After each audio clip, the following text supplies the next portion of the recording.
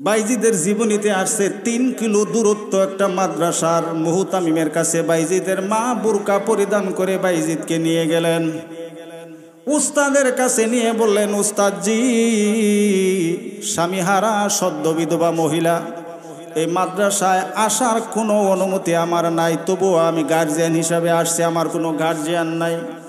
নারী হয়ে আপনার লাইব্রেরিতে প্রবেশ করলাম, আমি মাপ চেয়ে নিলাম। আমার সন্তান বাইজিদ বুস্তামি রহমতুল্লাহ আলাই এখনো রহমতুল্লাহ আলাই হয় নাই। আমার বাইজিদ নবজাত শিশু, নাবালক, এই বাইজিদকে আপনার কাছে আমি রেখে গেলাম। যতদিন আমার বাইজিদ আপনার মতো বড় শায়েক, বড় আলেম, বড় উলামা না হতে পারবে, আমি বাইজিদের মুখ দেখব না। এরকম তেগি মা কয়টা সংসারে আছে? কয়টা আছে? আল্লাহ তাআলা আমাকে আপনাকে পরীক্ষা করার জন্য পাঠিয়েছেন। শুধু পরীক্ষাই নয়, শুধু পরীক্ষাই নয়, আল্লাহ তাআলা নবীদেরকে আগে পরীক্ষা করাই নিয়েছেন। তাদেরকে দিয়ে যদি এই দুনিয়া সাজাইতে পারেন, সমস্ত ফিতনা দূর করতে পারেন, তাহলে আপনারে আমারে পরীক্ষা করতে আল্লাহর কি 1-2 লাগবে নাকি? আমিও আপনার সব সময় পরীক্ষার মধ্যে পড়ে রয়েছি।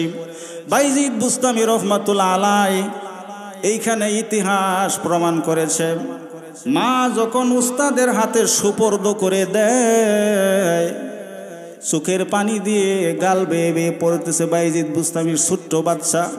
আজ থেকে মা হারা হয়ে গেলাম, মাগো শেষবারের মতো বুরকাটা একটু খোলো না রে মা, তোমার মুখটা আমি একটু দেখে নেই।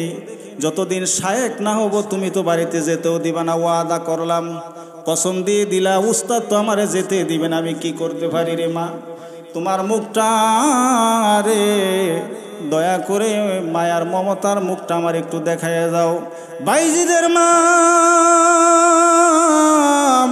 একটা চিৎকার দিয়ে বলেছিল, বাইজিদ, যদি আমার সন্তান হয়ে থাকিস, শায়েক উলামা হওয়ার পরে তুই আমার মুখটা দেখতে পারবি, আর আগে দেখতে পারবি না।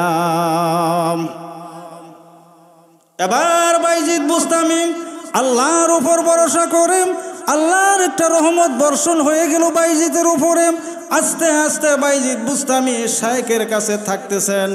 1 দিন, 2 দিন, 1 সপ্তাহ, 1 মাস, 6 মাস, 1 বছর, এইভাবে করিয়া 12টা বছর যখন বিগত হয়ে যায়, পুরা কোরআন শরীফটা বাইজিদের মুখস্থ হয়ে গিয়েছে।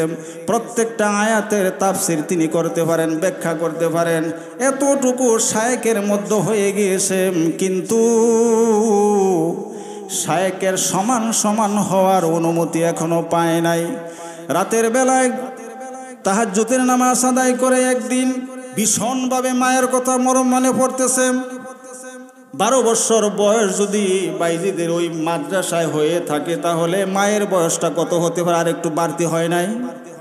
আর একটু বৃদ্ধ বয়সের, মধ্য বয়সের হওয়াপন্থী হয়ে গিয়েছে মা। মা পরের বাড়ি কাজ করে, পর্দা ছাড়ে না, আল্লাহ ছাড়ে না, আল্লাহর রসুল ছাড়ে না। কিতাবের মধ্যে আসছে, বাইজিদ বুস্তামির মায়ের সঙ্গে আমার নবী জনাবে মুহাম্মদুর রাসূলুল্লাহ সাল্লাল্লাহু আলাইহি ওয়াসাল্লাম যেই রাত্রে তাহাজ্জুদ নামাজ পড়ে চোখের পানি ছেড়ে আল্লাহরে ডাক দেয়া নবীর সাথে প্রেমের তার লাগাইতো, সেই দিনে আল্লাহর নবী বাইজিদের মায়ের সঙ্গে কথা বলতেন। কোন সুবহানাল্লাহ। আমার দয়াল নবী প্রেমের ছবি আর আসবে না জগতে, ঠিক কিনা? আমার দয়াল নবী প্রেমের ছবি আর আসবে না জগতে। 63 সাল জিন্দিগি, কয় সাল? 63 সাল জিন্দিগি কাটাইয়াছেন বন্দেগি, এমন দয়াল নবী আর আসবে না। দয়াল নবী প্রেমের ছবি আর আসবে না জগতে। এইবার বাইজিদের মা ওই রাত্রে দুইটা হাত তুলে প্রভুরে ডাক দিয়া আগে স্মরণে আনিয়া বুকের ভিতরে ধারণ করাইয়া আল্লাহর প্রেমের আল্লাহর হাবিবের প্রেমে পাগল হয়ে দুইটা হাত বাড়াই দিয়েছেন। হেরে আল্লাহর পয়গম্বর,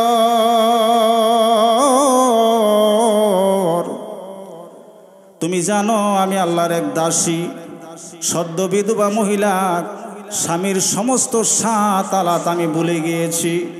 দুনিয়ার সুখ চাই না, সন্তান বাইজিদের কারণে আমি সব সুখ বিসর্জন দিয়ে ফেলেছি।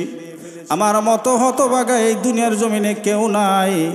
আপনি মদিনায় মনোয়ারা থেকে আল্লাহ আরশের উপর থেকে যদি আমাকে সাহায্য না করেন, আমার বাইজিদকে আমি ওলি বানাতে পারবো? এবার আল্লাহর হাবিব আমার আপনার পয়গম্বর জনাবে মুহাম্মদুর রাসূলুল্লাহ সাল্লাল্লাহু আলাইহি ওয়াসাল্লাম মদিনায় মনোয়ারা থেকে বর্তমান যুগে এক সিম আরেক সিম দিয়ে মোবাইলে কথা বলা যায়, তার ছাড়া কথা ঠিক না ঠিক?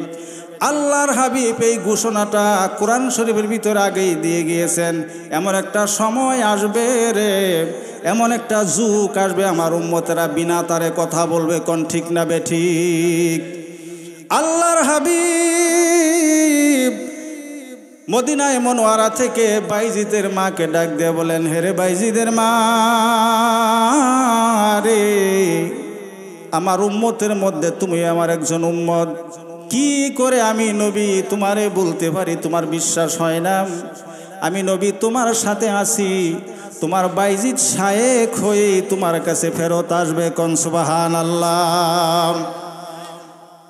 এবার শায়েখ যিনি উস্তাদ, মাদ্রাসার মুহতামিম, বড় মাস্টার মাওলানা সাহেব, আলেম সাহেব, শুনে ফুকরে ফুকরে ডুকরে ডুকরে বাইজিদের ঘর থেকে কান্নার আওয়াজ। আস্তে করে উস্তাদজি শায়েখ সাহেব নিজের রুম থেকে বেরিয়ে বাইজিদের রুমে চলে গেলেন। দরজায় আওয়াজ দিলেন টন টন, মোনাজাত শেষ করে দরজা খুলে দিলেন। দেখে রে বাইজিদের চোখের পানিয়ে ফরওয়ার্ড ভিজে গেছে।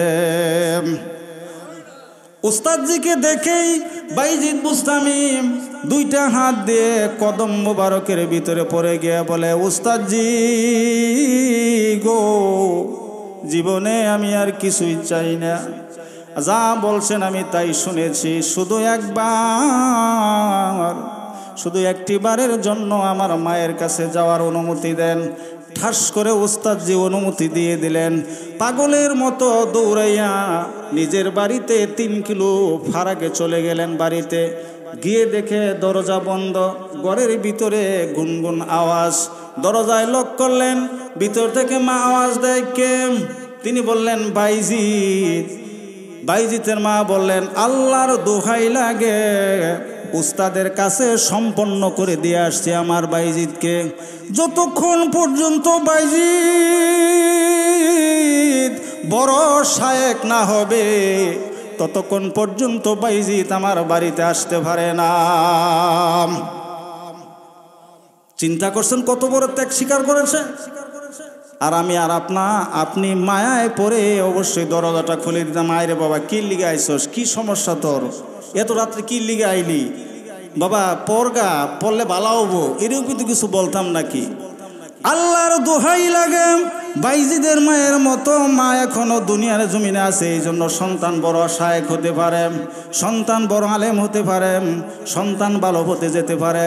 আপনি কি জানেন, আপনার সন্তান যদিও নারী লোভে জিনা করে না, কিন্তু সারা রাত ঘুমানোর আগ পর্যন্ত নেফেল নিচে শুয়ে শুয়ে জিনা করে, কথা ঠিক না বে ঠিক?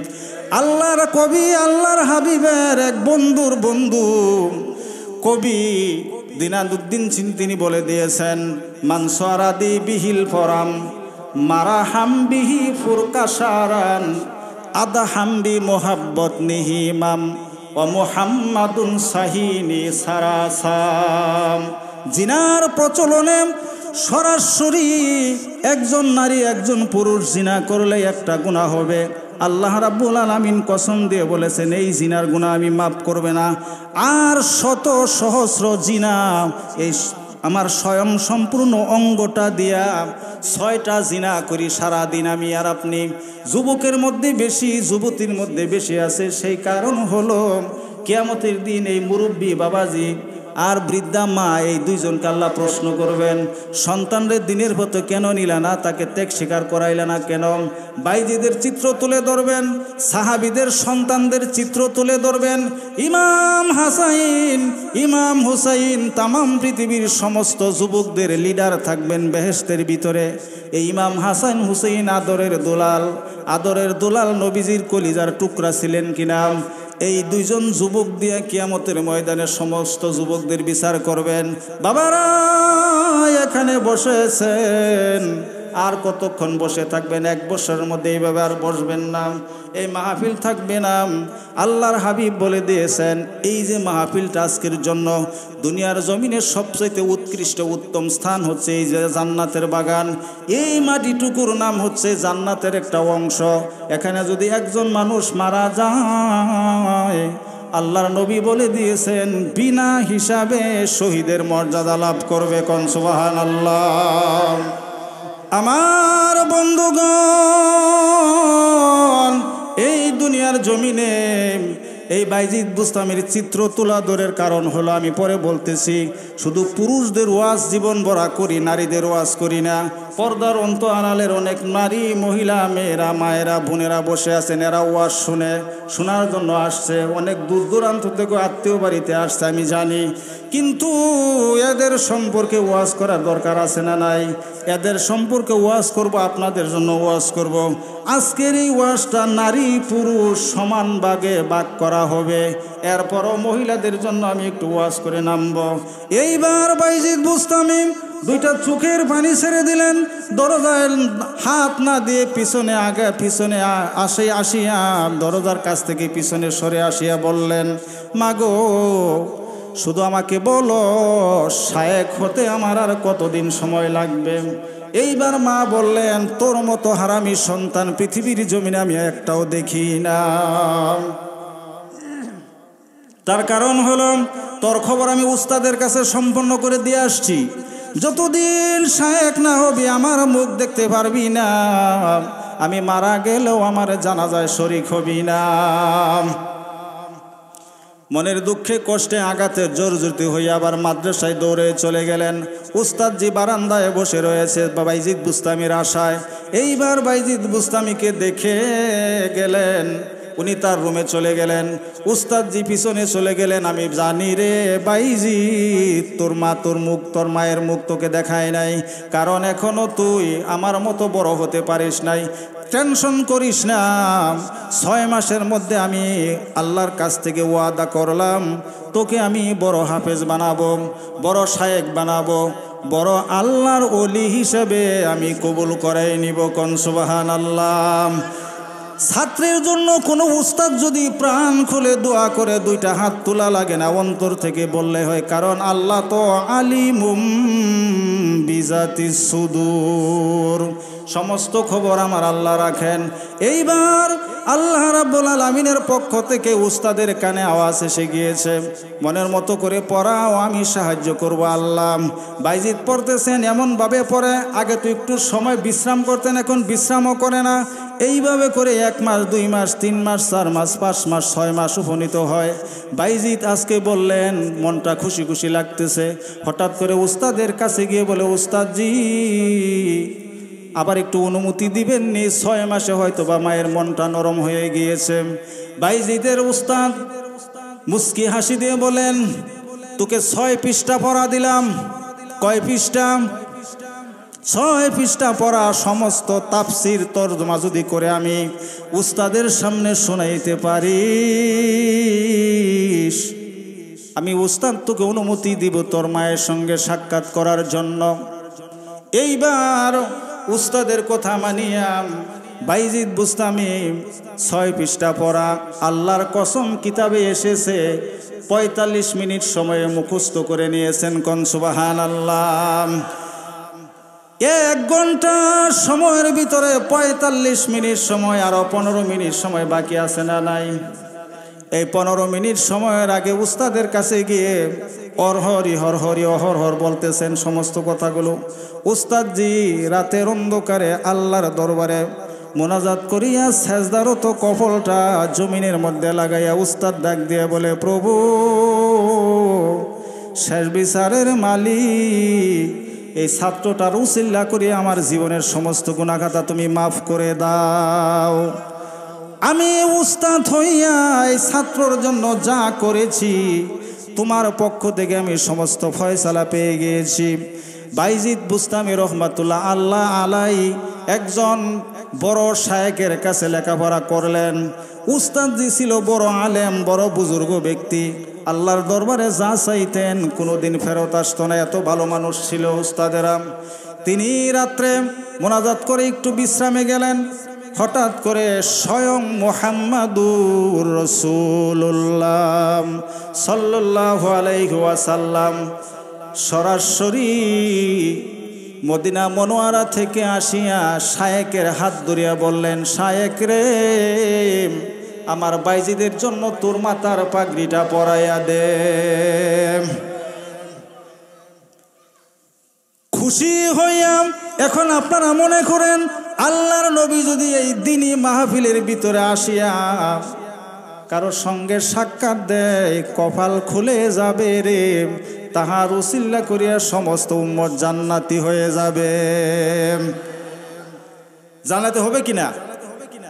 নবী যদি এসে কাউকে দেখা দেয়, স্বপ্ন যুগেও যদি নবী কাউকে সাক্ষাৎ দেয়, দেখা দেয়, ওই লোকটার কপাল খুলে যায়, ওই লোকটার জন্য জান্নাত ওয়াজিব হয়ে যায়। আছে না নাই? এরকম প্রেমিক আসি না নাই? ইয়া রাসূলুল্লাহ, ইয়া হাবিবাল্লাহ,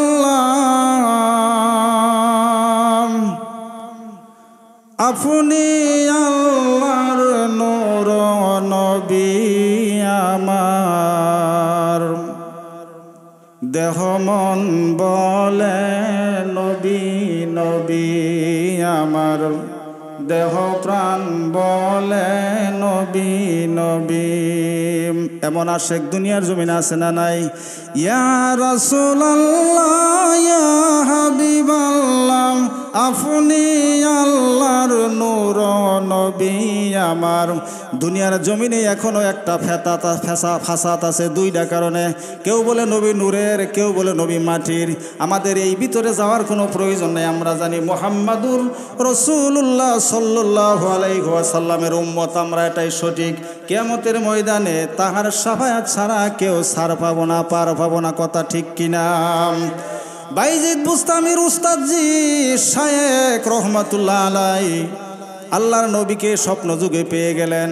ঘুম থেকে উঠিয়া সরাসরি মাথার মুকুটটা নিয়ে, পাগড়িটা নিয়ে বাইজিদের মাথায় পরিধান করাই দিয়ে বললেন, বাইজিদ, তোর জন্য বেলায়েতের কপাল খুলে গিয়েছে। সুবহানাল্লাহ। যা জলদি যা, রাতের অন্ধকারেই তোর মায়ের লোকে দেখা কর, আমি অনুমতি দিলাম, যা। এইবার বাইজিদ বুস্তামি মাথার পাগড়ি লইয়া মায়ের দরবারে, মায়ের ঘরে চলে গেলেন। এই 3 কিলোমিটার দৌড়াইয়া আসলে দেখবেন বিপদের রাস্তাও লম্বা হয়ে যায়। এত তাড়াতাড়ি যাওয়ার জন্য পাগলপাড়া 18টা মাস ধরে মায়ের মুখটা দেখে না। চন্দ্রমাখা মুখ, সোনার মতো চেহারা, মায়ের হাতের খাবার যে কত মজার, যারা খেয়েছেন তারাই জানেন। আল্লাহর কসম, মা যদি শুকনা পাতা দিয়েও কোনো তরকারি রেঁধে দেয়, মনে লাগবে আদরের বিবির চাইতে শত সহস্র গুণে খাবার ভালো লাগতেছে। এই মায়ের মতো আপনজন প্রিয়জনদের কপালে কত কষ্ট দুনিয়ার জমিনে দেখতেছি। হতভাগারা রে, জেনে রাখ, একটা উহু শব্দ যদি তোর আব্বা আম্মার সামনে বলে থাকিস, আল্লাহর দোহাই লাগে তোর জন্য জান্নাত যা হারাম হয়ে গিয়েছে। ওই আব্বা আম্মার পক্ষ থেকে তুই ক্ষমা না চাইয়া কোনোদিন জান্নাতের বারিন্দা দিয়েও যেতে পারবি না। আল্লাহর কথা আল্লাহ বলে দিয়েছেন। বাইজিদ বুস্তামি দৌড়াইয়া মায়ের দরবারে চলে যায়। এইবার ডাক দিলেন, মা, আমি বাইজিদ চলে এসেছি। কে?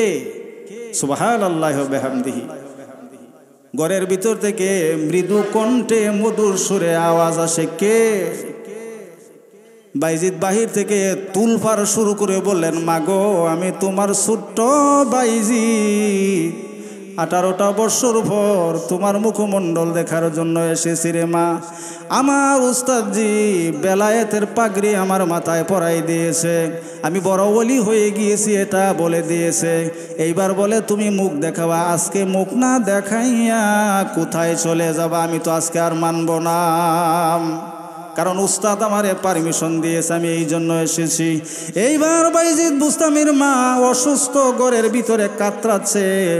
13 দিন যাবৎ শরীরের ভিতরে প্রচণ্ড জ্বর।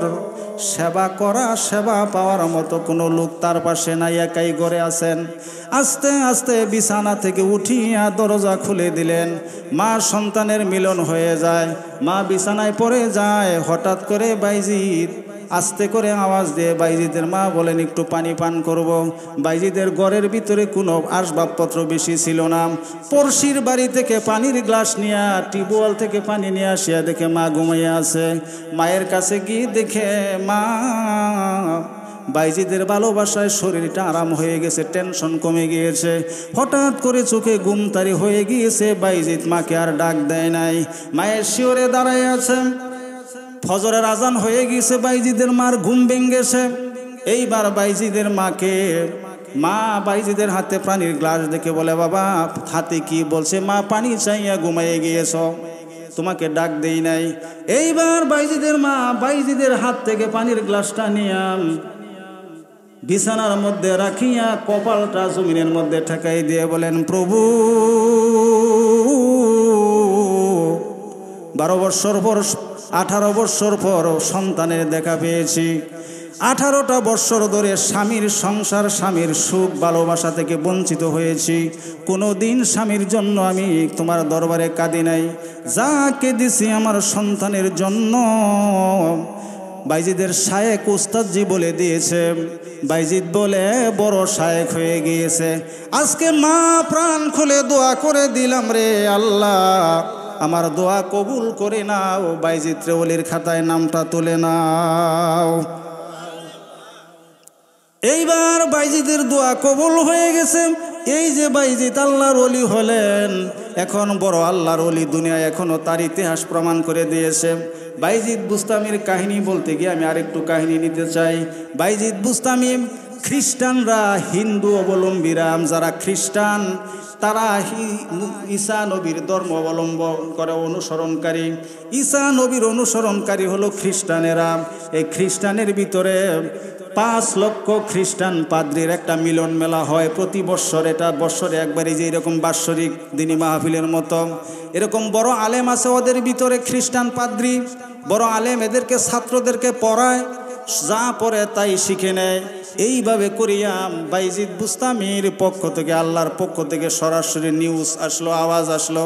কারণ আল্লাহর ওলিদের সঙ্গে, আল্লাহর সরাসরি সম্পর্ক আছে না নাই? আপনার সাথেও আছে, আমার সাথেও আছে। যদি না থাকতো রে, আল্লাহর দোহাই লাগে এইখানে বসে থাকতে পারতেন না। এটা আল্লাহর রহমত, রহমতের দৃষ্টিতে তাকিয়েছেন, রহমত দিয়েছেন। এই জন্যই দিনী মাহফিলের ভিতরে বসে দিনী আলোচনাগুলো শোনার তৌফিক পেয়েছেন, নয় পেতেন না। আপনার মতো হাজার হাজার শত শত লোক বাহিরে আছে কি আছে না? বিছানায় শুয়ে আছে সুস্থ সবল শরীর নিয়ে, ওয়াজ শুনে লাভ কি? আমি আগেই বলে দিয়েছি, কবি বলেছেন, মান সারাবা লিল্লাহি ইবাদা ওয়া বাস্তুহু মিন সামারা ওয়া মুল্লাহি তাআলাল খাইরাম মাসতুরা। যারা ইবাদত বেশি বেশি করে, যারা আল্লাহর স্মরণ শক্তিতে বেশি বেশি থাকে, কিয়ামতের দিন আল্লাহ এদেরকে সকলের অগ্রভাগে সাহায্য করবেন। লা ইলাহা ইল্লাল্লাহ, জোরে আওয়াজ দেন, লা ইলাহা ইল্লাল্লাহ, লা ইলাহা। একটু আওয়াজ দিয়ে বলেন, আওয়াজ দেন, শয়তান দূরে যাবে। আওয়াজ হয় না। আওয়াজ যদি জোরে না হয় আমি আর ওয়াজ করবো না। লা ইলাহা ইল্লাল্লাহ, লা ইলাহা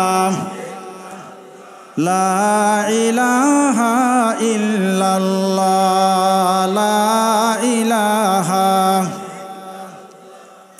লা ইলাহা লা ইলাহা লা ইলাহা ইল্লাল্লাহু মুহাম্মাদুর রাসূলুল্লাহ সাল্লাল্লাহু আলাইহি ওয়াসাল্লাম আল্লাহর পক্ষ থেকে বাইজিদকে নোটিশ দিয়ে জানাই দিলেন কে কে আওয়াজ দেন কে আল্লাহ জানাই দিলেন খ্রিস্টানদের মিলন মেলা হচ্ছে ওখানে ঢুকে পড়ো ওখানে যাও আল্লাহর কাছে ফরিয়াদ করলেন আল্লাহ ওখানে যাই আমি কি করব বলল তোমার কাজ আছে ওখানে 5 লক্ষ খ্রিস্টান পাদ্রী আছে কয় লক্ষ 5 লক্ষ খ্রিস্টান পাদ্রীকে আমি আল্লাহ কবুল করব তোমার উসিলায় একজন ছাড়া আরেকজনকে কবুল করে আমি যদি তাবলিগের কাজ করি তাবলিগের একজন মুসলমান বাইরে যদি আমি দাওয়াত না দেই ওই লোকে কি দিনের রাস্তায় যাবে 3 দিনের নেশাবে যাবে উনার কি যাওয়ার ইচ্ছা জাগবে বারবার প্রতি মাসে মাসে সপ্তাহে সপ্তাহে তারে গুতাইতে হয় আসো না এইবার সফরে যাই 3 দিনের সময়টা লাগাই আসো ভালো হবে আমিও তাবলিগে গিয়েছিলাম প্রথম তাবলিগে যাওয়ার পরে ইস্তেমায়ে খাবার খায় 4-5 জন মিলে বড় প্লেটের ভিতরে আমি ঘৃণায় মরে গিয়েছিলাম এই খাবার কেমনে খাবো আর যিনি ওই জামাতের আমির জিম্মাদার তিনি বলে দেন যারা নতুন সাথী যারা নতুন মেহমান তাদেরকে ফেরাজি খাবার দাও আলাদা প্লেটে দাও একসাথে খেতে পারবে না পুরান সাথীরা মিলিয়া একসাথে বসিয়া খাবার খায় হায় রে রহমতের খাবার একদিন খাইলাম না 2 দিন খাইলাম না ঘৃণা করে আমার হায় রে মুসলমান 3 দিনের দিন জিম্মাদার এত বড় একটা লোকমা পাকাইয়া আমার মুখের কাছে আনিয়া বলল হাকর আমি বললাম মানে ঘৃণা করতেছে আমি খাবো না আমি বললাম হাকর আমি যে না করবো যে ঘৃণা করি এটা আমি বলতে পারতেছি না উস্তাদজি বললেন এই জিম্মাদার বললেন হা কর আমি বলছি হা কর সাথীরা বলতেছে হা করো আমি হা করলাম টপ করে মুখের ভিতরে ঢুকাই দিল আল্লাহর কসম রে বাবা ঘৃণা তো দূরের কথা এত মিষ্টি খাবার আমি জীবনে খাই নাই এই তো তাবলিগ করলাম তাবলিগ ধরলাম চিল্লায়ও গেলাম আল্লাহ নিল আপনাদের দোয়ায় যাই হোক আল্লাহর পক্ষ থেকে নিউজ আসলেন বাইজিদ পাইলেন আল্লাহ পারমিশন দিলেন যাও ওখানে তোমার দরকার আছে তুমি যাও যখন মিলন মেলা হচ্ছে এই যে মানুষগুলো বসে গিয়েছেন আপনাদের এই এলাকায় যদি একজন হিন্দু ভাই এই প্যান্ডেলের ভিতরে আসিয়া বসে তারে কি দেখবেন কিনা চিনবেন কিনা কিছু না বলতে পারলেও হয়তোবা এইটুকু বলবেন আমাদের ইসলামের খাতিরে হয়তোবা ওয়াজ শোনার জন্য এই মাহফিলের ভিতরে আসছে তাকে হইচই করবেন না লড়াবেন না দৌড়াবেন না এমন কি করবেন কি বাইজিদ বুস্তামি রহমাতুল্লাহ আলাই আল্লাহর ওলি আল্লাহর অনুমতি পাইয়া আল্লাহর উপর ভরসা করিয়া খ্রিস্টান পাদ্রীদের দলের ভিতরে ওদের পোশাক পরিধান করে ঢুকে পড়েছে হঠাৎ করে আমি এই যে ওয়াইজরিন একরাম বক্তা ওয়াজ করতেছি আমার মুখের জবান বন্ধ হয়ে গিয়েছে প্রধান বক্তার ওয়াজ বন্ধ হয়ে গিয়েছে আর ও কথা বলে না শ্রোতারা আপনারা যারা আছেন কেউ কি বলতেন না যে হুজুর কন্যাকে কি হয়েছে না পান না নাকি বুইলা গেছেন নাকি সমস্যা এরকম কিছু প্রশ্ন আসবে কি আসবে না খ্রিস্টান পাদ্রী বলল এরকম ওয়াজ বন্ধ হয়ে গেছে ছাত্ররা বলতেছে শিষ্যরা বলতেছে হ্যালো ফাদার কি হইল আপনার ওয়াজ বন্ধ কেন হোয়াট ইজ দিস কি সমস্যা আপনার ওয়াজ বন্ধ করলেন কেন দিনের কথা বলতেছেন দিনের কথাগুলো শুনতেছি কেন বন্ধ করলেন এইবার গডফাদার উস্তাদজি বড় আলেম বললেন কি করে বলবো রে এখানে একজন মুহাম্মদী অনুসরণকারী এসেছে মুহাম্মদের অনুসরণের কারণে আমার ওয়াজ ফুট ভিতর থেকে চলে গিয়েছে আমি আর কথা বলতে পারবো না সমস্ত শিষ্যরা চেতে গিয়েছেন কেউ আছে কোথায় আছে দেখাই দেন একবার দেখাই দেন মাথা কেটে ফেলবো গর্দান উড়াই দিব এমন আছে কি আছে না জিলকেন্যা জিলিক দিয়ে দিবে ঝগড়া লাগাই দিবে পিছন থেকে আস্তে করে চলে যাবে আর তাদেরকে পাবেন না হুঁশিয়ার জিলিকের কারণে নামাজটা ত্যাগ করবেন না, কালেমাটা ছাড়বেন না, মুহাম্মাদুর রাসূলুল্লাহর সুন্নতের পরিবেশটা আঁকড়ে ধরে রাখবেন, ছাড়বেন না। যদি ছেড়ে দেন কিয়ামতের ময়দানে হাই হুতাশ করবেন, এমনও হতে পারে বেদিনদের সঙ্গে হাসর হয়ে যাবে। নাউজুবিল্লাহ। বাইজিদ বুস্তামি রহমতুল্লাহ আলাইহি সুখের পানি ছাড়েন না, মনের ভিতরে বড় শক্তি সাহস নিয়ে, ইমানি প্রবল বল নিয়ে, শক্তি নিয়ে খ্রিস্টান পাদ্রীদের দলের মধ্যে যখন ঢুকে পড়লেন, ওয়াজ বন্ধ হয়ে গেল। আল্লাহর পক্ষ থেকে ইনি আসছেন পারমিশন নিয়ে, আল্লাহ নিজেই স্বয়ং তাকে পাঠিয়েছেন। তার আবার কোনো ভয় আছে নাকি? কোনো ভয় করবে? এইবার ছাত্ররা প্রশ্ন করলেন, কেন জবান বন্ধ হয়ে গেল? বললেন, মুহাম্মদের অনুসরণকারী আছে, দেখাই দেন। দাঁড়াও, থামো, তাকে মাইরো না, তাকে আমি 63টা প্রশ্ন করব। কয়টা? আপনার যদি একটা প্রশ্ন করি, কই তো আপনি দাঁড়ান তো, দাঁড়িয়ে দোয়ায় কুনুতটা বলেন তো। থাকবেন এখানে? থাকবেন? আমি দোয়ায় কুনুত শিক্ষা দেওয়ার জন্য এখানে আসছি না বলার জন্য আসছি? তাহলে আপনারা আটকানোর কোনো ক্ষমতা আমার আছে? আমি কেন আপনাকে আটকাবো? এইবার বাইজিদ বুস্তামির একটা নিউজ এসে গিয়েছে, সুবহানাল্লাহি ওয়া বিহামদিহি। খ্রিস্টান পাদ্রী বলল 63টা প্রশ্ন করব। 63টা যদি এক এক করে প্রত্যেকটা প্রশ্নের উত্তর দিতে পারে, চিন্তা করে দেখব তাকে মোহাব্বত করা যায় কিনা। তবুও বলে নাই কালেমা গ্রহণ করব। দেখছেন কি তো বড় সাহস। আর যদি 63টা প্রশ্নের একটার জবাব না দিতে পারে, তাহলে তোমরা অনুমতি দিব তাকে গর্দান উড়াইয়া দিবা। চুপ করম। এইবার খ্রিস্টান পাদ্রী বড় হুজুর, তিনি ডাক দিয়ে বললেন, মুহাম্মদের অনুসারী রে, সম্মানের সহিত বলতেছি, মঞ্চে উপবেশন কর, মঞ্চে উপস্থিত হও। ঠাস করে সকলের মধ্য থেকে বাইজিদ বুস্তামি দাঁড়ায় গেলেন। সুবহানাল্লাহ। দাঁড়ায় আস্তে আস্তে সবাই ফাঁক করে এক দেয়ানে বাইজিদ বুস্তামির মুখের দিকে তাকায় আছে। দুই রাস্তা ফাঁক করে দিলেন। খ্রিস্টান পাদ্রী বড় আলেমের কাছে ডান পাশের চেয়ারে বসে পড়লেন। অনুমতি নিলেন না, কারণ খ্রিস্টানের সামনে আবার কিসের অনুমতি? যে অনুমতি উপর মহল থেকে দিয়েছেন, খ্রিস্টানের অনুমতির আমি গোষ্ঠী কিলাই। এইবার বাইজিদ বুস্তামি বললেন, আপনি দাঁড়াইয়া আমাকে প্রশ্ন করবেন, আমি বসে বসে উত্তর দিব, এটা হয় না। আমি আসছি আপনাদেরকে আপনাদের হালত বুঝার জন্য, জানার জন্য। জোর করে কিছু করবো না, জোর করে কিছু আমি বলবো না। যদি অনুমতি দেন তাহলে আমি বলবো, করব। আর যদি অনুমতি না দেন, বলবো না, করবো না।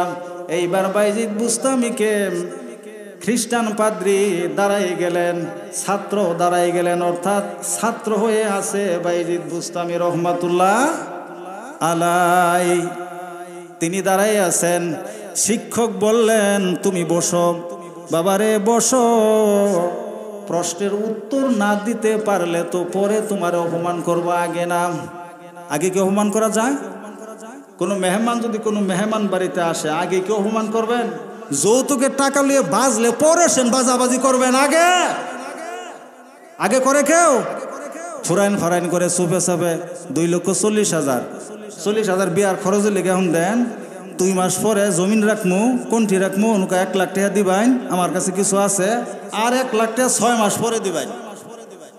বিআইয়ের কাছে পরামর্শ নেয়া, বুদ্ধি দেয়া দেয়। মেয়ের বাবার পোড়া কপাল, চোখের জলে বুক ভাসায়, মেয়ের বাবা বসে থাকে 1 লাখেরই আশায়। কথা ঠিক কিনা? এই যৌতুক নেওয়া দেওয়া যদি যায় হইতো, আমার মনে হয় সাহাবীদের পরের জামানায় যারা আলেম উলামা ছিল, প্রত্যেককে যৌতুক নিয়ে বিয়া করত। এখন আমাদের জামানায় তোর শ্বশুর বাড়ির কী আছে, কয় লাখ দেয়, ওনা হাজারের কোনো কথা নাই, শয়ের কোনো কথা নাই। এমনও সময় গেছে রে, সকাল থেকে রাত্রের 10টা পর্যন্ত কোনো ফ্যামিলির চুলায় আগুন জ্বলতো না, তবুও ইমান বিক্রি করে না, ইমান নিয়েই কবরে চলে গিয়েছে। ঠিক না বে ঠিক? এইবার খ্রিস্টান পাদ্রী 1 নম্বর প্রশ্ন করলেন, যার 1 আছে তার 2 নাই, যার 2 আছে তার 3 নাই, যার 3 আছে তার 4 নাই, যার 4 আছে তার 5 নাই, যার 5 আছে তার 6 নাই। এইভাবে এক এক করে 63টা প্রশ্ন করলেন বাইজিদ বুস্তামিকে। বাইজিদ বুস্তামি রহমাতুল্লাহ আলাই চোখের পানি ছেড়ে দিয়ে বলে, আল্লাহ গো, প্রশ্নর উত্তর দেওয়ার মালিক তো তুমি, পাঠাইয়েছো তুমি, যদি আমার মেমোরির মধ্যে ব্রেনটের ভিতরে তুমি না দাও তাহলে আমি তো পাবো না। বাইজিদ বুস্তামির মাতার মেমোরির ভিতরে যেহেতু ওলি মানুষ, ওলি আল্লাহর পক্ষ থেকে আল্লাহ তাআলা 63টা প্রশ্নের জবাব দিয়ে দিলেন। কোন সুবহানাল্লাহ। যার 1 আছে আপনারা বলেন তো তার নাম কি? যার 1 আছে তার 2 নাই, তিনি কে হতে পারেন? তিনি কে হতে পারেন? তিনি কে হতে পারেন? জোরে বলেন। তা তো আপনারাই ভালো জানেন, আপনারাও তো ওলির চাইতে কম নাম। 1 নম্বর প্রশ্নের জবাব, যার 1 আছে তার 2 নেই, তিনি হলেন আল্লাহ। যার 2 আছে তার 3 নাই, এটার নাম কি? যার 2 আছে, আল্লাহ কি 2 আছে? যার 2 আছে তার 3 নাই, তার নাম কি? সেটা হলো রাত এবং দিন। একটা হইলো রাত আর একটা হলো দিন, এই 2টার কোনো 3 নাই, আসেনি। এক এক করে 63টা প্রশ্ন যখন শেষ হয়, বাইজিদ বুস্তামি রহমাতুল্লাহ আলাইহি বলেন, আল্লাহ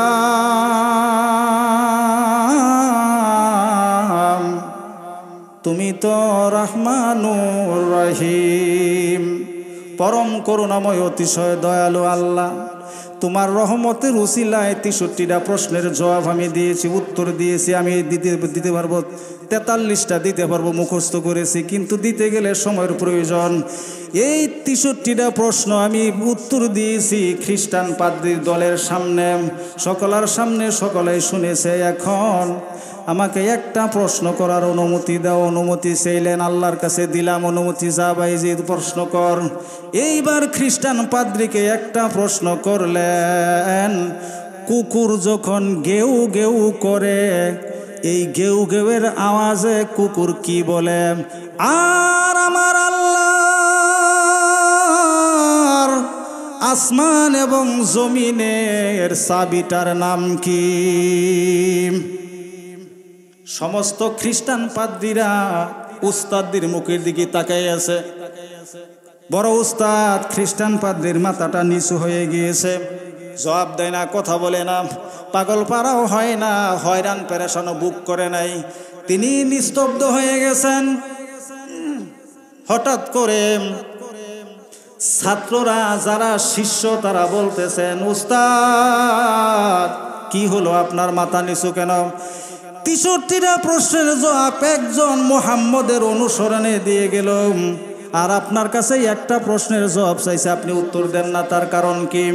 মাথা নিচু থেকে উপরে তুলিয়া খ্রিস্টান পাদ্রী বললেন, আমি যেটার উত্তর জানি, যদি উত্তর দেই তোমরা মেনে নিবা না, যদি মেনে নাও তাহলে মুহাম্মদের অনুসরণের কাছে কালেমা গ্রহণ করবা কিনা? আটকাইছিনি? কৌশলে যদি আটকান, যাওয়ার রাস্তা নাই। আমি আসতেছি, আসার মধ্যে আপনি একটা বাড়ি মেরা ফালাই দিলেন, আমি প্রস্তুতি নিয়ে নেই, এটা হইল, এটার নাম কি মর্দানেমি? এটা কি হিংসা হিংসি? এটা জিদ সাধন করা হইল? এটা হুদাই একটা কাম করলেন। আমরা যুদ্ধ করতে গেলেও ঘোষণা করা লাগে, জিহাদ করা লাগলেও যুদ্ধ করা লাগলেও আগে ঘোষণা দেওয়া লাগে। যদি এমপি মন্ত্রীরা তারিখ না হইতো, বোর্ডের সবাই পাশ করতো, একটা বোর্ডেরও প্রয়োজন ছিল না। খ্রিস্টান পাদ্রী জবাবে বললেন, আপনি উত্তরটা দেন, পরে আমরা বুঝব। খ্রিস্টান পাদ্রী বললেন, হেরে মুহাম্মদের অনুসরণী, আসমান জমিনের চাবির নাম হচ্ছে লা ইলাহা ইল্লাল্লাহু মুহাম্মাদুর রাসূলুল্লাহ সাল্লাল্লাহু আলাইহি ওয়াসাল্লাম। 7 তবুক আসমান, 7টা আসমানে যখন মেরাজে আল্লাহর নবী গিয়েছিলেন, প্রথম আসমানে যাওয়ার সময় আসমানের দরজার সামনে লেখা লা ইলাহা ইল্লাল্লাহু মুহাম্মাদুর রাসূলুল্লাহ। দ্বিতীয় আসমানেও লেখা মুহাম্মাদুর রাসূলুল্লাহ। তৃতীয় আসমানেও কালেমা তাইয়্যিবা লেখা। চতুর্থ আসমানেও কালেমা তাইয়্যিবা লেখা। পঞ্চম, ষষ্ঠ, সপ্তম আসমানে কালেমা লেখা আছে। এই জন্য আল্লাহ তাআলা আসমান জমিন খোলার চাবির নাম লিখে দিয়েছেন লা ইলাহা ইল্লাল্লাহ। এই বাইজিদ বুস্তামি রহমাতুল্লাহ আলাইহি হাজার হাজার ঘটনা, হাজার হাজার মোতালা কোনো ব্যক্তি যদি বাইজিদের বই পড়ে ওই লোকটা ভালো হয়ে যাবে, ওই লোকটা আর খারাপ থাকবে না। এইবার বাইজিদ বুস্তামি যারা হজ করতে গেছেন একটু হাত তুলে দেখান তো, কে কে হজ করতে গিয়েছিলেন? কার কার হজ আল্লাহ কবুল করেছিল? এরকম হাজি আছেন এখানে? আছে? নাই মনে হয়। আচ্ছা, না থাক আল্লাহু আকবার। হাজি ছাড়া কি মাহফিল হয় না? হাফেজ ছাড়া কি নামাজ হয় না? আলেম ছাড়া কি ছোট্ট নাবালক শিশু দিয়ে নামাজ হয় না?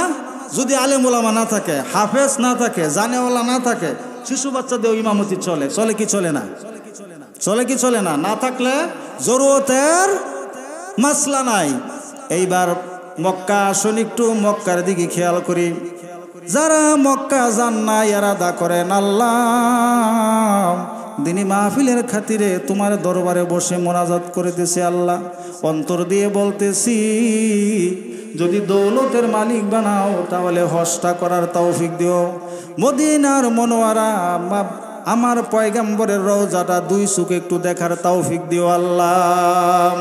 কোনো ব্যক্তি যদি, কোনো হাজি যদি রওজা শরীফে দাঁড়াইয়া আসসালামু আলাইকা ইয়া রাসূলুল্লাহি ইয়া হাবিবাল্লাহ বলে সালাম দেয় রে, যদিও শুনি না অন্তর পুরা পুরা কফাইলাম, আল্লাহর নবীর সালামের জবাব দেয়, ওই লোকটার জন্য হজ ওয়াজিব হয়ে যায়, জান্নাত ওয়াজিব হয়ে যায়। এই নবীর সালাম দেওয়ার জন্য মক্কায় যারা যায়, তাম পৃথিবীর মধ্যে বৎসরে একবারই তো হজ হয় নাকি 2 বার হয়? ফরজ হজ আল্লাহর পক্ষ থেকে, ইসলামের রুকনের হজও একটা রুকন, একটা খুঁটি। এই খুঁটির ভিতরে যাদের দৌলত আছে, সম্পদ আছে, যার উপরে হজ ফরজ তিনি হজ করতে যায়। হজের মৌসুম শেষ হওয়ার সঙ্গে সঙ্গে এই বাইজিদ বুস্তামি রহমাতুল্লাহ আলাইহি এখন আল্লাহর বড় ওলি কি ওলি না? বড় ওলি হয়ে গিয়েছে।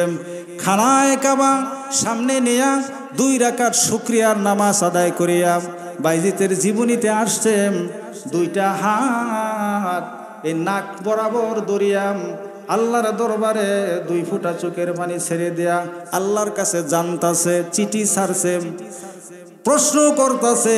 খানায়ে কাবার সামনে বসিয়া উত্তর হইতেছে আরশের উপরে। 2টা হাত বাড়াই দিয়ে বলে, মালিক, ও বড় মালিক, আমি গুনাহগার নাফরমান মুহাম্মদের অনুসরণী, আমি মুহাম্মদের উম্মত। বাইজিদ বুস্তামির পাওয়ার ফুলে আমি বলি নাই, তোমার সাথে আমার একটা সম্পর্ক আছে, এই জন্য 2 ফোঁটা চোখের পানি ছেড়ে দিয়ে তোমার ঘরটার সামনে নিয়া 2টা হাত তুলে জানতে চাই এবছর কার কার হজ তুমি কবুল করিয়াছ? সুবহানাল্লাহ কইতেন না?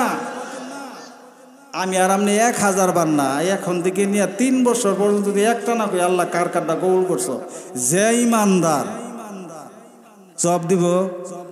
তবু আমার আল্লাহ আপনাকে মুহাম্মদের খাতিরে রহমতের দৃষ্টিতে ঘেরাও করে রেখে দিয়েছেন। আল্লাহর পক্ষ থেকে বাইজিদের কানে নোটিশ এসে যায়, আওয়াজ চলে এসেছে, বলতেছেন বাইজি এবছর সমস্ত মানুষের মধ্যে, সমস্ত হাজিদের ভিতরে সকলের হজ আমি কবুল করিয়াছি, কিন্তু এক ব্যক্তির হজ আমি কবুল করি নাই। একটা প্রশ্নের উত্তর দেন, এই মাহফিলের ভিতরে সবাইরে জান্নাতের সার্টিফিকেট দিছেন, মনে করেন এক ব্যক্তি এসে দিয়ে গেছে যে আপনার এই ভালো কাজের জন্য আল্লাহর পক্ষ থেকে জান্নাতের সার্টিফিকেট পেয়ে গেছেন, কিন্তু একজন বৃদ্ধ অথবা একজন যুবকরে দেন নাই, ওই লোকটার মন কি বালা থাকবো? মাহফিলের ভিতরে সবাই প্লাউ কুরমা খাওয়ার জন্য বেকুলতা খাইতেছেন, একজনে খাবার পায় নাই, প্লেট নাই, কম পড়ে গেছে। এটার কি মুখ করবেন না সরাই দিবেন? আপনাদের কি একটু আফসোস লাগার কথা যে সব সাথীরাই খাইতেছি কিন্তু একজনে প্লেট পায় নাই? এটা কি না? এই খাদেমদার একটা প্লেট নিয়ে আসো না, এরকম বলবেন কি বলবেন না? ওনারও তো মন খারাপ হয়ে যাবে। বাইজিতের মনটাই একটু অন্যমনস্ক হয়ে যায়। আবার ডাক দিয়ে বলে, আল্লাহ, দুনিয়ার জমিনে দেশ থেকে বিদেশ থেকে যারা দূর দূরান্ত থেকে খানায় কাবা জিয়ারত করে গেছে, তুমি বললা সবার হজ কবুল করিয়াছো, একজনেরটা কবুল করো নাই, এর কারণ কি আমি আল্লাহ জানতে চাই। আমি বাইজিদ তোমার পক্ষ থেকে জানতে চাই। আল্লাহ অটোমেটিকলি বাইজিদরে নিউজ দিয়ে দিলেন, জানাই দিলেন। মোনাজাত শেষ করিয়া পাগল পরা হয়ে সেই পাহাড়ের দিকে চলে গেলেন।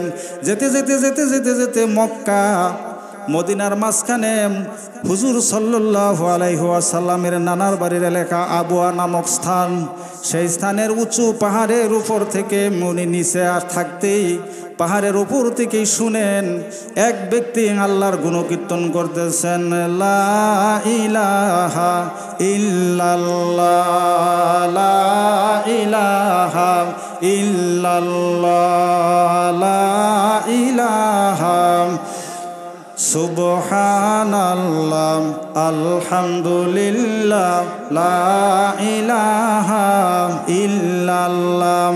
আমার প্রশ্ন আপনাদের কাছে, যে নামাজ পড়ে না, যে রোজা রাখে না, যে হজ করে না, যে জিহাদ করে না, যে আল্লাহর নবীর সুন্নতের ভালোবাসে না, আল্লাহর কালামের অনুসরণ করে না, এই ব্যক্তির এই জিকির কি ভালো লাগার কথা নাকি?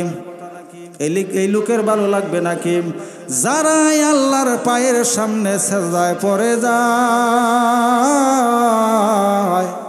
এই আওয়াজটা তাদের কানে মধুর চাইতো মিষ্টি।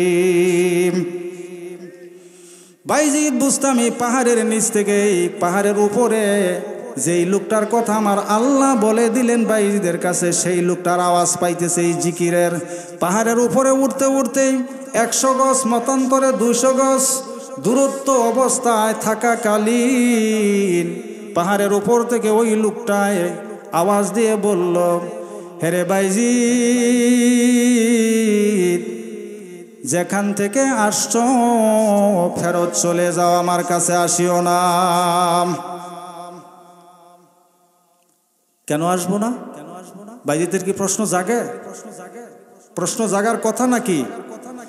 এইবার বাইজিদ বুস্তামি কিছু রাগের বরে আমার নিষেধ করলো। আল্লাহ তো যাইতে বলল। আল্লাহ এই বর্ণনা দিয়ে দিয়েছিলেন যে এই লোকটা পাহাড়ের উপরে বসে আমি আল্লাহর জিকির করে, এই লোকটার 2টা চক্ষু নাই, 2টা ঠ্যাং নাই, একটা ডেনা নাই, ল্যাংরা, পঙ্গু, বিপলঙ্গ বলতে পারেন।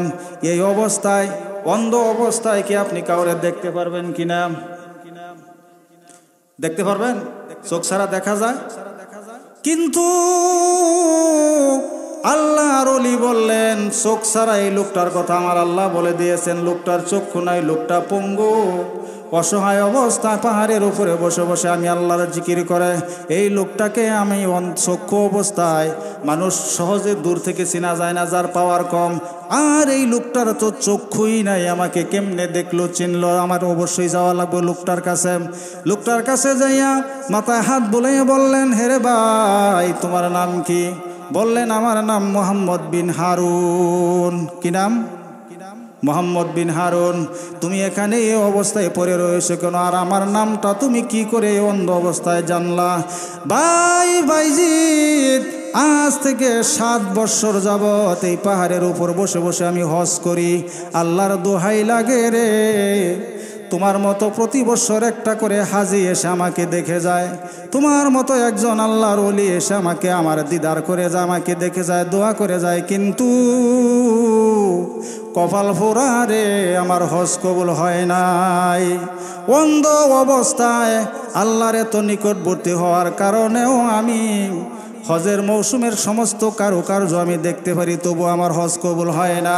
তার কারণ আমি আমার মায়ের সাথে সবচেয়ে বড় নাফরমানি করেছি, অন্যায় করেছি, জুলুম করেছি, অকথ্যভাবে গালি দিয়েছি।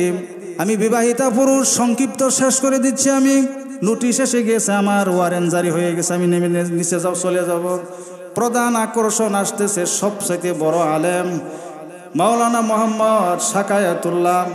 ইনি এত কণ্ঠ দিয়ে ওয়াজ করেন, এত সুন্দর কথা বলেন, যার কথাগুলো শুনতে শুনতে ভালো লাগে আর ভালো লাগে।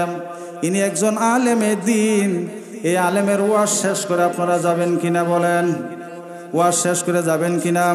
আল্লাহর কুদরত বোঝা যায় না। আখেরির মোনাজাতের পরে এক ফোঁটা চোখের পানি কারো না কারো চোখ থেকে বেরিয়ে যায়। তাহার চোখের পানি রুসিল্লা করিয়া লিকুল্লি আর বাইনা ওলিয়ান, আল্লাহর ওলিরা মরে না। 40 জন মানুষ একত্রিত হইয়া দোয়া মোনাজাত জিকির করলে ওদের মধ্য থেকে আমার আল্লাহ একজনকে ওলি আল্লাহ বানাইয়া বাকি লোকগুলোর জীবনের গুনাহগাতা মাফ করে দেয়। বাইজিদ বুস্তামের কাছে মোহাম্মদ বিন হারুন বললেন, আমার জীবন কাহিনী ভাই কি বলবো তোমাকে, আমার হজ কবুল হয় না 7 বছর যাবত। আমি এখানে বসে বসে হজ করি। আমার মা আমার বিবি একদিন বাড়ির ভিতরে ঝগড়া লাগায়, ভীষণ ঝগড়া রে। ছোট্টকালে আমার মা দুনিয়ার জমিন থেকে, আমার বাবা চিরবিদায় হয়ে যায়, কবরের বাসিন্দা হয়ে যায়। জনম দুঃখনী মা, গর্ভধারণী মা আমাকে নিয়ে দুনিয়ার জমিনে বেঁচে আছে, বড় হয়েছি। মা বৃদ্ধ হয়ে গিয়েছে, আমার ঘরে রমণীয় এনে দিয়েছে। আমি একদিন বাড়িতে ছিলাম না, সংসারটা সুন্দরভাবে চলছিল, কোনো ঝগড়া নাই। 5 ওয়াক্ত নামাজ পড়ে আমার বিবি, আমার মা। আমি জন্মের পরে যেই দিন থেকে বুঝি শুনি, সেই দিন থেকে কোনো দিন মায়ের তাহাজ্জুদ নামাজ কাজা হইতে দেখি নাই। এই মা আমার বউকে নিয়ে সুখের সংসার কাটায়, খুব ভালোভাবে চলে। আমি একদিন বাড়িতে ছিলাম না, দূরে সফরে চলে গেলাম, আসতে একটু লেট হয়েছে। আসরের পূর্বক্ষণে বাড়িতে প্রবেশ করে শুনি আমার বিবি এক রুমে বসে কান্দে, আমার মা এক রুমে বসে কান্দে। মায়ের কাছে না যাইয়া বিবির ঘরে দৌড়াইয়া গিয়ে বললাম, বিবি তুমি তো আমার সহধর্মিনী অর্ধাঙ্গিনী, তুমি আমার ওয়াইফ, তুমি আমার বেগম, তুমি আমার স্ত্রী, কেন কান্দো বিবি? কি হয়েছে? তোমাকে তো কম আদর দেইনি। কি হয়েছে বিবি একটু খুলে বলো না রে, অনেক দূর থেকে এসেছি, হয়রান পেরেশান, এমনি বাঁচতেছি না, তুমি বলো আবার কান্দো কেন? এইবার বিবি মুখ খুললেন, হয় আমাকে রাখবা না হয় তোমার মাকে বাড়ি থেকে বের করবাম। হেরে বাইজিদ, মা কত মধুর একটা মা, একটা অক্ষর মাত্র। আমার বিবির মুখে এই কথা শোনার পর আমি পাগল হয়ে গেলাম। আমি কি করতে পারি বুঝতে পারতেছি না। এবার বিবি বলে, যদি আমাকে রাখতে চাও তোমার মাকে এই মুহূর্তে বাড়ি থেকে বের করতে হবে। আমার শর্ত মোতাবেক তোমার মাকে যদি আঘাত করতে পারো, আমার সাথে তুমি সংসার করতে পারবা। জল্লাতিনি কাল্লাগিনী, এই রমণীর কথায় আমি আমার মায়ের রুমের ভিতরে চলে গেলাম। কিছু না বলে তাকে দেখি আঁচল টেনে টেনে মা চোখের পানি ছেড়ে ছেড়ে কাঁদতেছে। আমার দিকে তাকাইলো, কান্নাটা একটু বন্ধ করলো। অমনি মায়ের মুখমণ্ডলে না তাকাইয়া বাম হাত দিয়ে মায়ের চুলের মুষ্টির মধ্যে ধরলাম, শেষরাইয়া চৌকাট পার করে উঠানের ভিতরে আনলাম। ধাক্কা মেরে মাকে আমি জমিনের মধ্যে ফেলে দিলাম। লাথি মারতে মারতে মারতে মায়ের কুম্ভরটা আমি ভেঙে দিলাম। দৌড়াইয়া মাকে ওখানে রাখিয়া বিবির কাছে চলে যাই। ইতিহাস প্রমাণ করেছে, ইতিহাস সাক্ষী দেয়, যারা সন্তানের মধ্যে মা বাবাকে এইভাবে আঘাত করে, কিয়ামত পর্যন্ত নামাজ রোজা ইবাদত বন্দেগী হজ জাকাত করলে একটা আল্লাহ কবুল করবেন না। বিবি খুশি হয়েছ? এইবার বিবির চোখের পানি বন্ধ। এইবার মাকে বললাম, বিবিকে বললাম, এখন আমার কি করতে হবে? আমার বিবি মার উদ্দেশ্য করে বললেন, তোমার মাকে নিয়ে তুমি গোয়াল ঘরে রেখে দাও, ওখানে থাকবে সারাদিনে, একবার খাবার পাইলে দিব, হয়তো বা দিব না। এইবার 1 মাস 2 মাস 3 মাস পর আমি আমার বিবির সাথে একটু পরামর্শ করলাম, বিবি রে হজে যাব, সকলেই যাচ্ছে, আমি হজে যাব। হজের মৌসুম এসে গিয়েছে, বিবি অনুমতি দিলেন। কিন্তু মনে মনে রাত্রে একটু দেখাত সৃষ্টি হলো, আমার একটু ভালো লাগতেছে না। আস্তে করে মায়ের দরজার, গোয়াল ঘরের দরজার কাছে যাইয়া ডাক দিয়ে বললাম, মারে আমি হজ করতে যাবো, আমারে যাওয়ার অনুমতি দে। বালা ব্যবহার না খারাপ ব্যবহার? আওয়াজ দেন, বালা না খারাপ? মা বললেন, বাবা দেখেন মা কত মায়া মমতাময়ী মা, যদি হজে চলে যাও তোমার মা যদি এই অবস্থায় দুনিয়ার জমিন থেকে বিদায় হয়ে যায়, কে তোমার মায়ের চিকিৎসা করবে? কে তোমার মায়ের জানাজা দিবে? কে তোমার মাকে দাফন করবে? কে তোমার মাকে কবরে নামাইবে রে বাবা?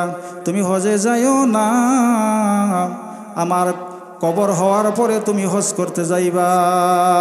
1 বছর 2 বছর 3 বছর মার কাছে অনুমতি নিলাম, মায় অনুমতি দেয় না, আমিও হজে যাই না। হজের বড় মৌসুম আবার সামনে আসলো, চতুর্থ শনে, চতুর্থবার মায়ের কাছে না যাইয়া বিবির কাছ থেকে বিদায় নিয়ে হজে রওনা হয়ে গেলাম।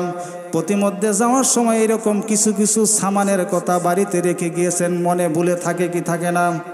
থাকে কি থাকে না? অনেক সময় সফরের সাথীরা চলে যায়, রাত্র হয়ে যায়, যাবেন কোথায়? সাথী খোঁজার সন্ধান করেন কি করেন না? এইবার বাইজিদ বুস্তামি রহমতুল্লাহ আলাইহি ভাই, আমি মোহাম্মদ বেন্নে হারুনের সকল সাথী চলে গিয়েছে, আমি একা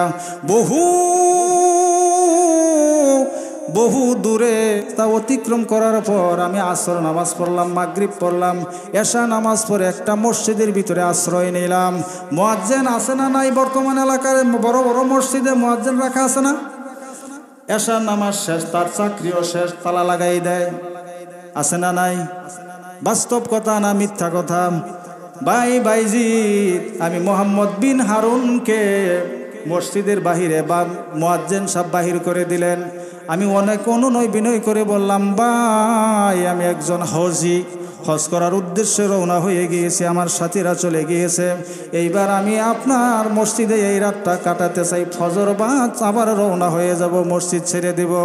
বিশ্বাস করিয়া মুয়াজ্জিন সাহেব বাইজিদ আমি মোহাম্মদ বিন হারুনকে চাবিটা দিয়ে চলে গেলেন। রাত্র হয়ে গেছে, গভীর রাত, শুয়ে ঘুমায় আছি, হঠাৎ করে মানুষের শুরুগুলো আওয়াজ শুনি। একদল লোক আসিয়া মসজিদটা ঘেরাও করে ফেলল। আমি কিছুই জানি না, কিছুই বুঝি না। হঠাৎ করে মসজিদের ভিতরে মুয়াজ্জিন সাহেব আসলো, আসিয়া দেখে 3 পুতলা চুরির মাল আমার শিওরের পাশে রেখে চলে গিয়েছে। চোরের আমি জানি না। মুয়াজ্জিন সাহেব বলেন, আসেন, চোর ভিতরে আছে, আজানের আগে আমাকে গ্রেফতার করে কাজীর দরবারে নিয়ে যায়। আমি ফজরের নামাজটাও পড়তে পারি নাই। কাজী সাহেবের দরবারে গিয়ে বললাম, আমাকে একটু অনুমতি দেন, আমি 2 রাকাত নামাজ আদায় করব। কাজী সাহেব ফজরের নামাজ আদায়ের অনুমতি দিলেন। মসজিদে মুয়াজ্জিন সাহেব নামাজ আদায় করলেন। সকল সঙ্গী সাথী এলাকার লোকজনকে ঘোষণা করে কাজী সাহেব জানাই দিলেন, চোরের বিচার হবে আমার কাজীর দরবারে। ভাই মোহাম্মদ বিন হারুন, তোমাকে যে কাজীর দরবারে নিয়ে গেল, কি উদ্দেশ্যে নিয়ে গেল? ওই যে সুরাইমাল মসজিদের ভিতরে, এই জন্য আমি চুরি করেছি, এই কারণে আমাকে নিয়ে গেল, আমি চোর। যেহেতু চোর নাই, সুরাইমাল পাওয়া গেছে আমার পিছনে, এখন প্রমাণ করতে হবে তো নাকি বলেন? প্রমাণের আগ পর্যন্ত আমি চোর হয়ে গেলাম। কাজীর দরবারে বিচার হলো, বিচারের সিদ্ধান্ত হলো, কোনো চোর খুঁজে পেল না।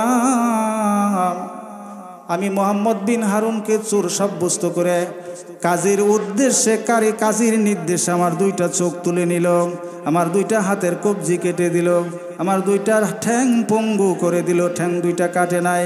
বাইজিদ সেই থেকে আজ পর্যন্ত 7 বছর হয়ে গেছে আমি এই পাহাড়ের উপরে অন্ধ অবস্থায় বসে বসে আল্লাহর হজ করি, হজের কারুকার্য উপলব্ধি করতে পারি, কিন্তু আমার মায়ের অভিশাপের কারণে আমার হজ কবুল হয় নাই।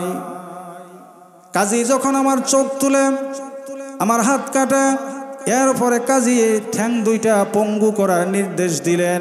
নির্দেশ করিয়া কাজী সাহেব দরবার শেষ করে চলে যান। এলাকার লোকের এলাকায় ঘুরাইয়া আমারে কান্দে করিয়া নিয়া ঘুরিয়া নগরে ঘুরাইতেছে, আর বলতেছে, এই লোকটা চুরি করার কারণে এই শাস্তি হয়েছে। বাইজিদ তখন লোকদেরকে আমি ডাক দিয়ে বললাম, হে কাজীর আদেশ কামের লোক, শুনো, তোমরা কাজীর আদেশ পালন করতেছ, আল্লাহর দোহাই লাগে মিথ্যা বলিও না, আমি চুরি করেছি না, এই কথাটা বলিও না। আমি চুরির কারণে আমার হাত পা চক্ষু পা ল্যাংড়া কাটা হয় নাই, আমি আমার মায়ের অন্যায় করেছি, এই কারণে আজকে আমার এই শাস্তি হয়েছে। আবার পুনরায় কাজীর দরবারে নিয়ে যায়। কাজীর দরবারে নিয়ে গিয়ে বাইজিদ বুস্তামি আমাকে আবার দরবারের বিচার করা হয়। আমাকে যখন বিচার করা শুরু করে আমি তখন কাজীর সামনে বলেছিলাম আমি মায়ের সাথে নাফরমানি করেছিলাম, মায়ের অবাধ্য হয়েছিলাম, এই জন্য আমার আজকে এই পরিণতি হয়ে গিয়েছে। এইবার বাইজিদ বুস্তামি আল্লাহর দরবারে দুইটা হাত তুলে মোনাজাত করলেন, প্রভু দীর্ঘ 7টি বছর আমার ভাই মুহাম্মদ বিন হারুন এইখানে বসিয়া বসিয়া তোমার জিকির করে হর্ষ করে, আমি চাই আল্লাহ তোমার কুদরতি দ্বারায় মেডিসিনের অভাব নাই, বাইজিদ বুস্তামির চোখের আলো তুমি ফিরাইয়া দাও, দুইটা হাতের কবজি তুমি লাগাইয়া দাও, ঠ্যাং দুইটা আমার ভাই মুহাম্মদ বিন হারুনের ভালো করে দাও। আল্লাহর কুদরত বোঝা যায় না, আল্লাহর ওলিদের দোয়া বিফল যায় না। বাইজিদ চাইতে দেরি হয়েছে, দোয়া কবুল হইতে দেরি হয় নাই। কোন সুবহানাল্লাহ।